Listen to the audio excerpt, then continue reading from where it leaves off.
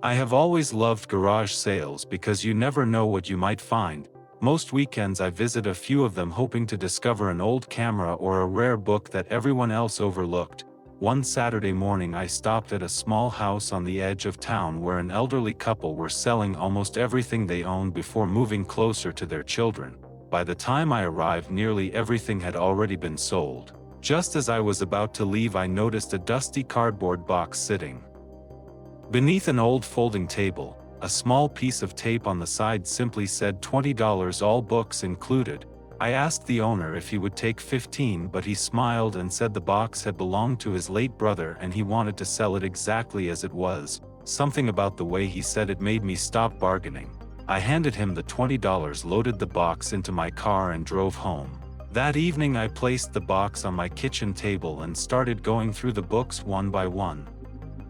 Most of them were exactly what I expected: old novels, history books, cookbooks, and a few dictionaries that had clearly not been opened for years. There was nothing valuable inside, and I honestly thought I had wasted my money. When I reached the bottom of the box, I noticed something that was not a book at all. It was a worn leather journal with no title and no name on the cover. It looked old enough that I almost tossed it back into the box. Instead, I opened the first page. The very first sentence made me stop. "If you are reading this, then I never finished what I started." I smiled because it sounded like the beginning of a mystery novel. I made a cup of coffee, sat down on the couch, and kept reading. The first several pages were surprisingly ordinary. The writer talked about his work, his wife fixing things around the house, and visiting his father every Sunday. After a while I almost closed the journal because I was convinced it was just someone's personal diary.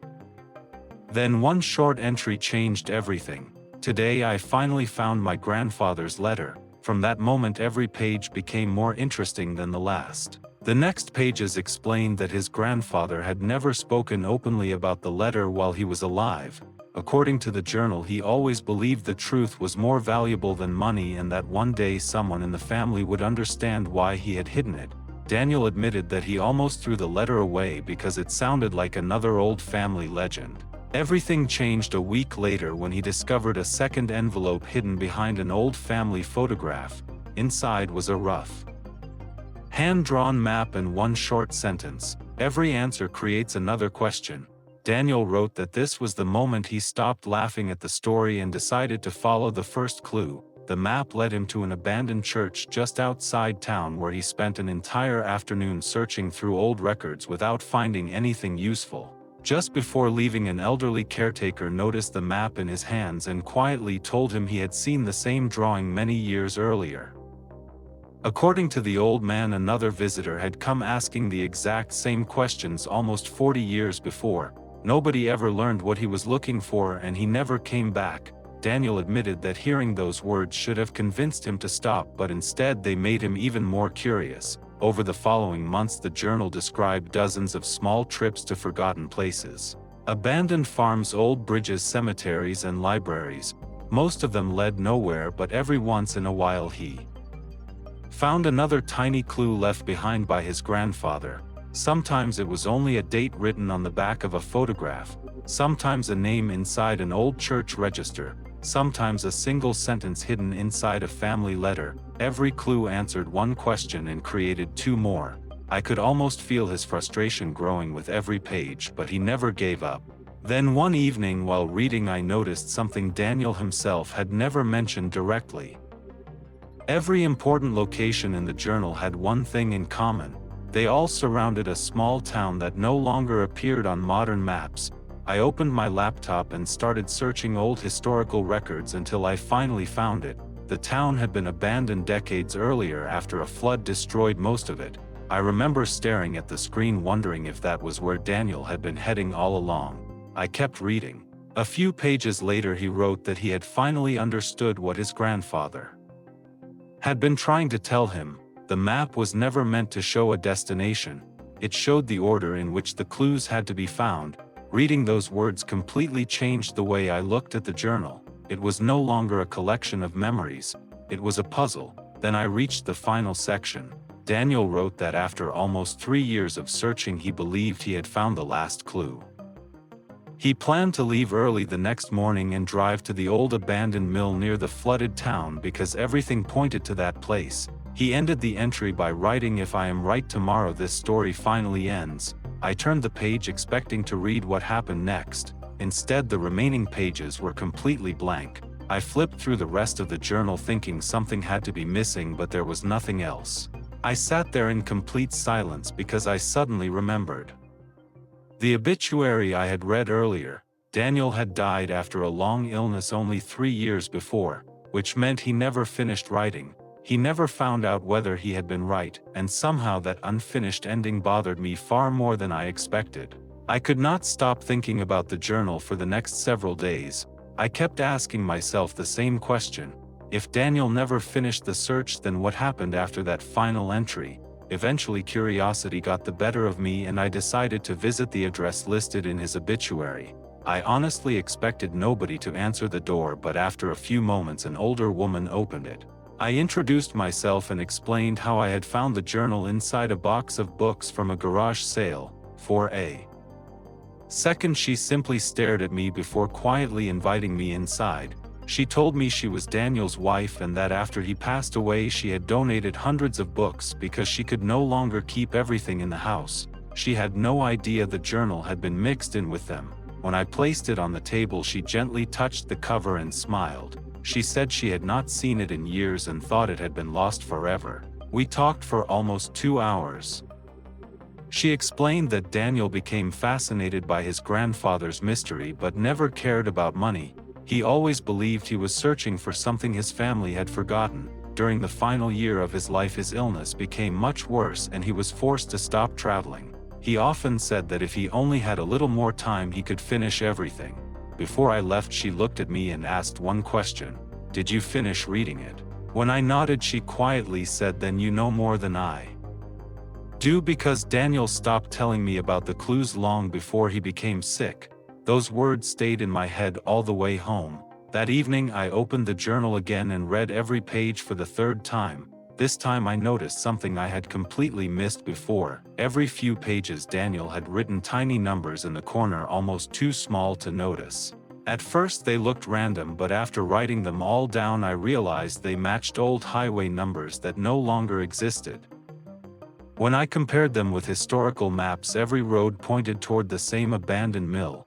Suddenly I understood why Daniel had been so certain during his final entry. He had already solved almost everything.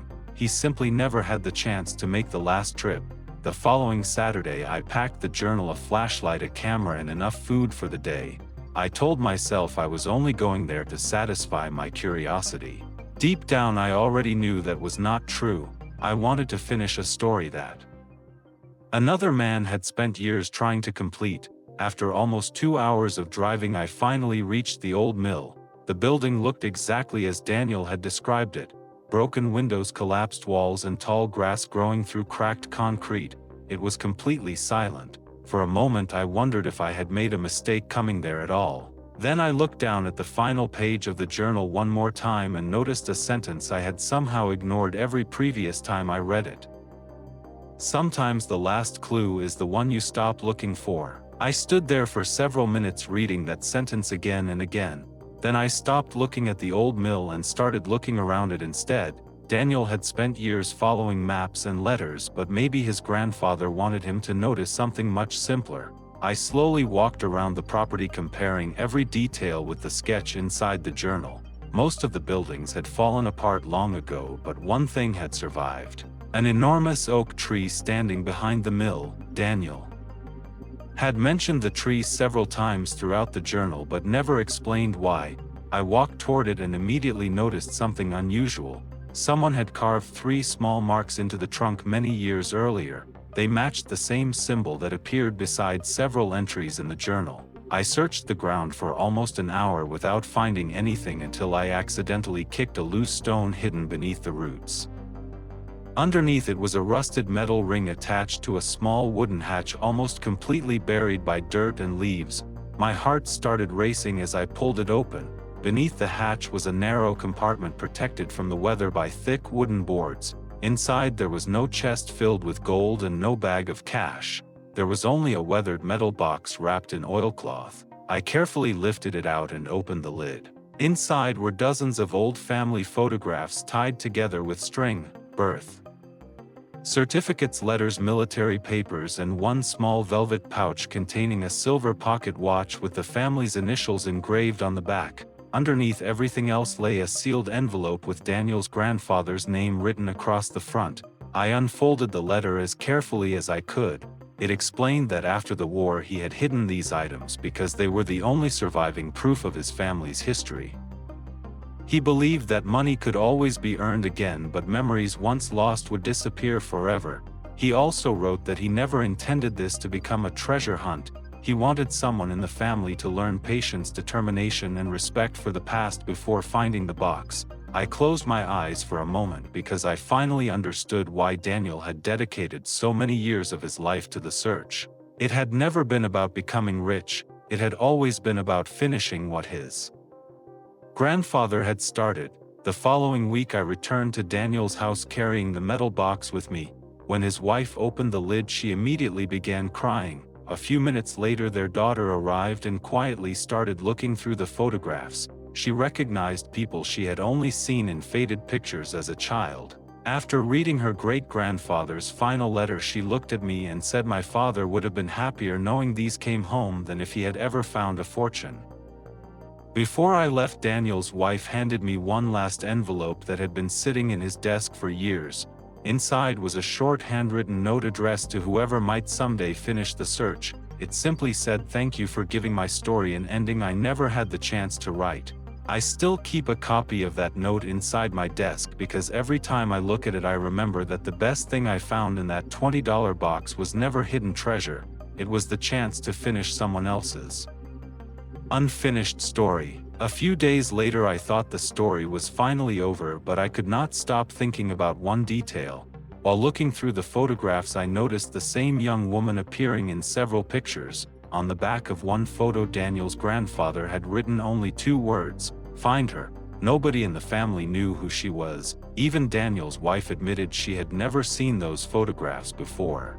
I started comparing the names written in the old letters with public records, and after several evenings of searching I finally found a match. The woman had lived only 30 miles away and was still alive. By then she was well into her 90s. I called her without expecting an answer, but to my surprise she invited me to visit the following afternoon. When I showed her the photographs she immediately recognized every face. Tears filled her eyes before she even spoke. She quietly told me that Daniel's grandfather had once promised he would never allow his family's history to disappear. She believed everything had been destroyed after the war and had spent the rest of her life thinking nobody would ever know the truth. Then she looked at the silver pocket watch and smiled for the first time. She said she remembered watching Daniel's grandfather wind that watch every single morning before leaving for work. Before I left she handed me a small envelope that she had kept for more than 60 years. She explained that Daniel's grandfather had asked her to give it only to the person who finally completed the search. Inside was one final handwritten letter. It read, "If you are holding this, then you did something I could never do. You brought my family back together. Never measure the value of what you find by the price someone would pay for it. Some things become priceless only because they survive." I folded the letter and looked around the room, realizing that a dusty $20 box of forgotten books had connected people who had not shared the same memories for generations. Every time someone asks me what the most valuable thing I have ever bought was, I never mention the cameras, the antiques, or the rare books.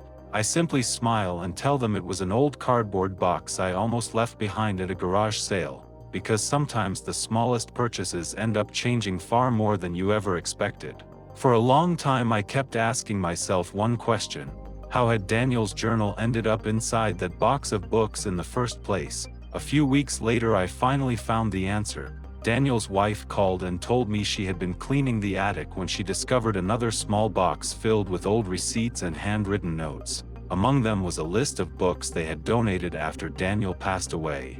Next to one title he had written a short reminder, "Journal inside box, do not forget." She smiled sadly and said he must have planned to take it out before donating the books, but his illness became worse and he never had the chance. The journal was never meant to be sold, it was simply an unfinished task left behind. A few months later, Daniel's family invited me to dinner. They had framed several of the old photographs and placed the silver pocket watch in a glass case where future generations could see it.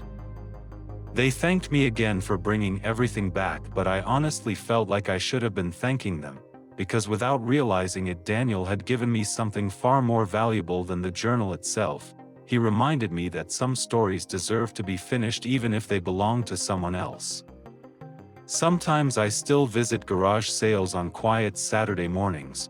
I walk past tables covered with old books, wondering how many forgotten lives are hidden inside ordinary cardboard boxes. Most of the time I leave empty-handed. Every now and then I find an interesting novel or an old photograph. But I never expect to find another journal like Daniel's, because I know chances like that happen only once. People often ask me what the best thing I have ever bought was. They expect me to mention an expensive antique or a rare first edition. I always give them the same answer: the most valuable thing I ever bought was a dusty box of old books that cost $20. Because inside that forgotten box was not a treasure map or a fortune, it was an unfinished story, and somehow I was lucky enough to write its final chapter.